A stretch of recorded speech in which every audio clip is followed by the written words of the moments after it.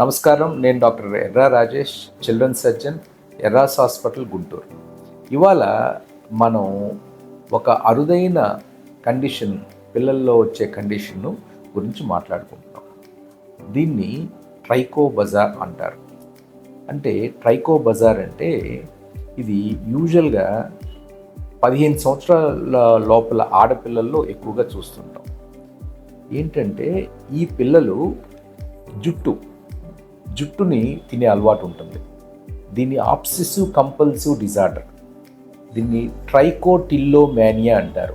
వాళ్ళకున్న జబ్బుని ట్రైకోటిల్లోమానియా అంటే ఏంటంటే వాళ్ళు జుట్టు తినే అలవాటు ఉంటుంది వాళ్ళకి. రెండోది, దీన్ని ఇట్లా జుట్టు తినే వాళ్ళని ట్రైకోఫేజీ అంటారు. So trichophagy, trichotillomania and ట్రైకోబజార్.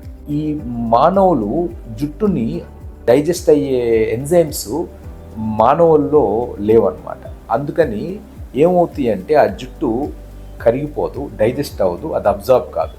So ఏమవుతుందంటే ఏదైతే ఆ జుట్టు మింగుతారో అది కడుపులో అది ఒక రకమైన మెష్ లాగా ఫామ్ అయిపోయి అది డైజెస్ట్ కాక అది తీసుకునే ఆహారం తినలేక రకరకాల ప్రాబ్లమ్స్ వస్తాయి ఆ పిల్లల్లో.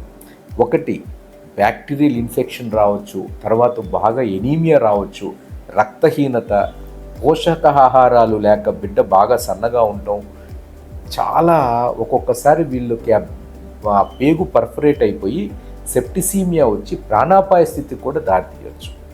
అయితే ముందుగా మనం వీటిని ఎట్లా గమనిస్తామంటే ఆ బిడ్డ ఆహారం తీసుకోదు, వాంతులు అవుతూ ఉంటాయి, కడుపు మీద ఒక గడ్డలాగా కనిపిస్తూ ఉంటుంది. ఎందుకంటే ఆ జుట్టు అరక్తే అది ఒక పెద్ద మాస్ లాగా ఫామ్ అవుతుంది.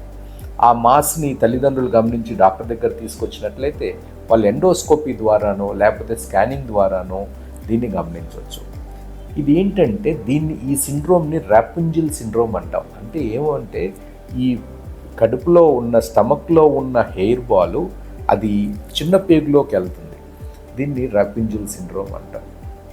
అయితే దీన్ని పీడియాట్రిక్ సర్జన్ దగ్గర తీసుకువెళ్తే వాళ్ళు దాన్ని ఆపరేషన్ చేసి ఆ హెయిర్ బాల్ని మొత్తాన్ని కూడా పూర్తిగా బయటికి తీసే అవకాశం ఉంటుంది. అది తీసి తర్వాత వీళ్ళకి ఇక్కడితో ట్రీట్మెంట్ అయిపోదు. వీళ్ళకి ఆ ఆబ్సెసివ్ కంపల్సివ్ డిజార్డర్ అనేది ఒక సైకియాట్రిక్ డిసార్డర్.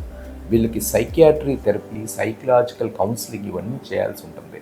సో సర్జరీ చేసి బయటకు తీసినా కూడా వాళ్ళకి మానసికంగా ఈ అలవాటు, ఈ లోపం ఉండటం వల్ల అవి కూడా చేస్తేనే వీళ్ళని పూర్తిగా మనం నయం చేయడానికి అవకాశం ఉంటుంది.